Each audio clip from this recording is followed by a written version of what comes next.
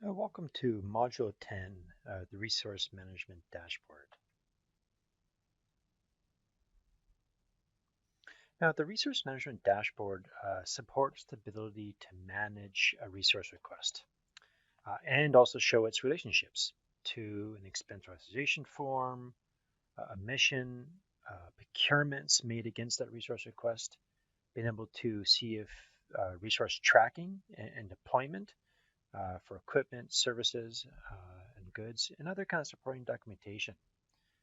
It also identifies the priority of that resource. It also identifies who's sourcing it. So whether it's an internal resource sourced by logistics or an external resource sourced by logistics or otherwise, the estimated costs of that resource, the overall resource status, whether it's procurements in process or it's pending approval by a section chief or if it's in a draft state, and then also its associated procurements as well. So what you see when you are in the resource management dashboard, it does require an existing resource request to be created or one in place already. And then what that does, and I'll show you this, I will give a demonstration of this later, is that when you click on that resource request, it's going to bring you to a resource management dashboard. In that resource management dashboard, it's going to tell you a few things: what the idea of it is, what if it's a routine or emergency or a priority resource, who's going to be sourcing it, internal resource sourced by logistics, the total estimated costs, and what the resource status is. Down below, it also has that same information that's kind of key with some key field headings. The ID, the task number, our city cost categories, and other information that's related to it.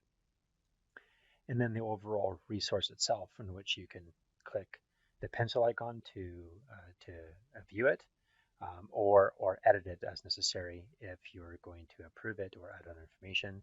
And then once that's the resource has been approved by all our spending authorities, basically you can create procurements against it.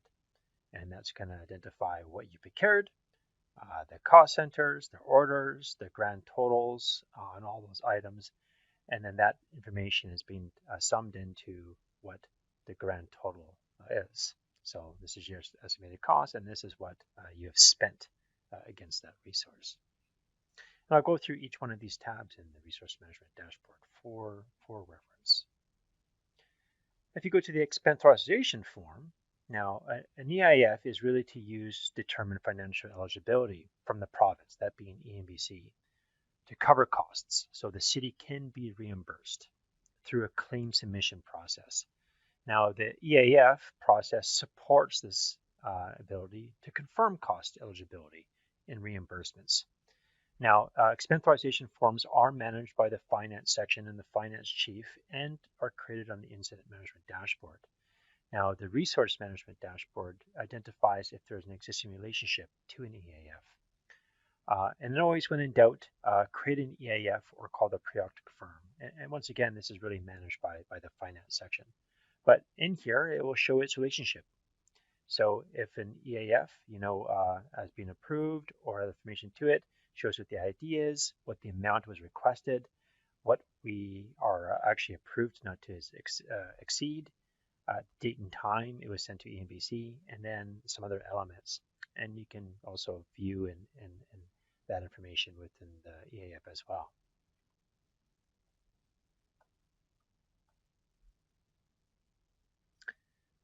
Now, there's also a related mission. Now, a mission is really managed by operations and the EOC director for large expenditures or complex projects and programs that have many resources, people, goods, and services that are really needed in order to successfully run a program or project. So they include all estimated costs for the people, the equipment, goods, and services for the duration of the deployment compiled into a single package. Now, it's primarily used to support an approval from the city manager on really large, complex programs and projects. So instead of seeking multiple approvals for multiple resource requests over $200,000, we can use a mission in order to seek that blanket approval. And VanORCA is really used to track the mission and its costs. Missions are created on the incident management dashboard, and then within the resource management dashboard identifies if there's a relationship to a mission.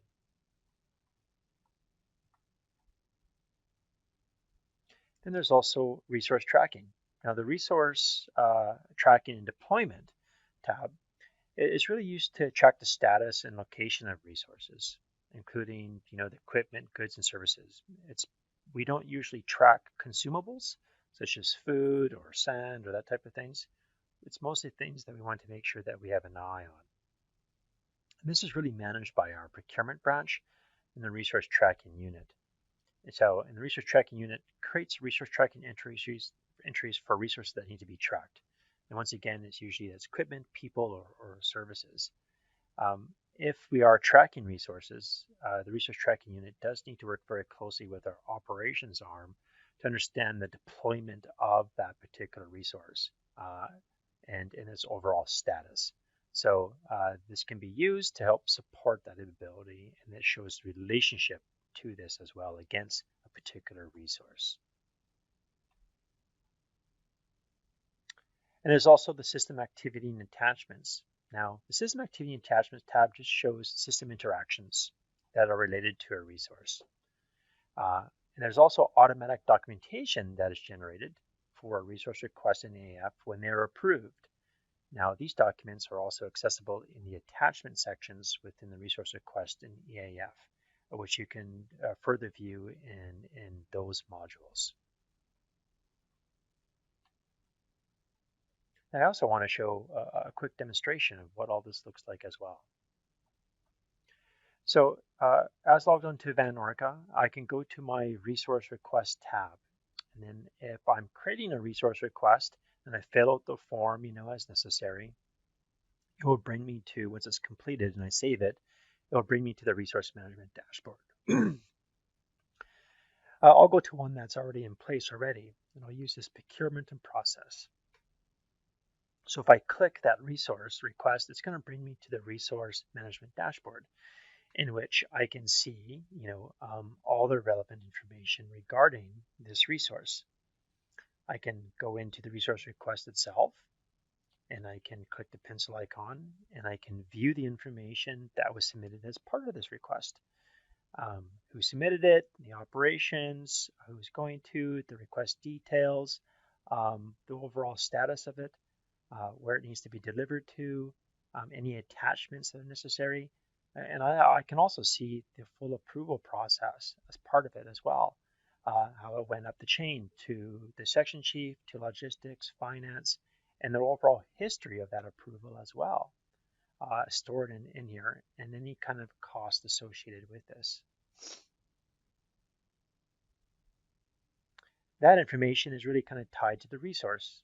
Once again, that information is still relevant and viewable on some of the key icons and fields within the resource request tab, such as the ID, the task number, what the priority level is, where it is in its overall status, the total estimated cost of it, and what has been procured so far.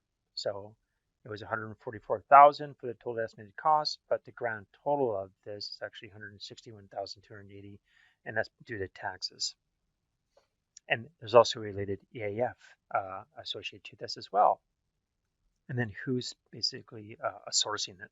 So it's an external resource sourced by logistics. Moving over to the EAF tab, it also shows that expense authorization form, the one that's related to this. And I'll talk about this in another module, which more welcome to look at and take at your convenience.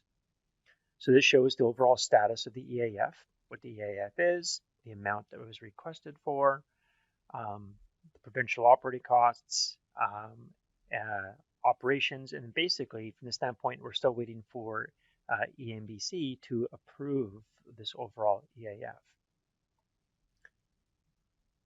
And also the resource tracking. This shows that this resource does need to be tracked. It is a piece of equipment, that being generators. So we want to track the deployment of this resource until we get this resource returned back into operations. And if there's any related mission to this, This doesn't have a mission related to it, but in case there was, you would see the information here and the overall activity log with this resource as well.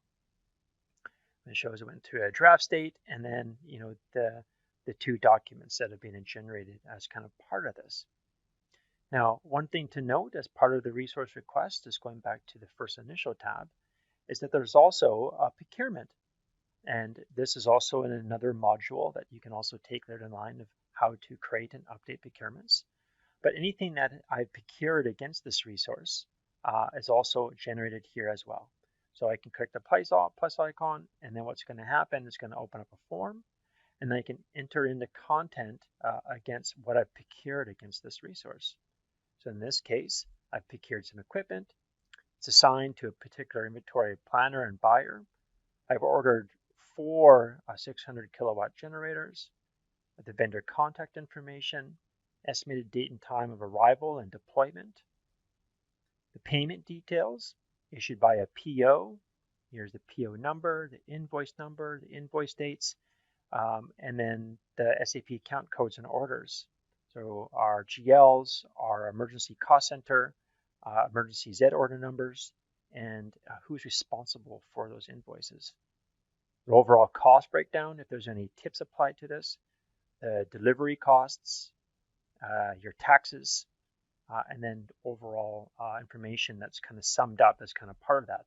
Total, your grand total, gross total, total taxes, and the total eligible for cost reimbursement is $154,080, excluding taxes.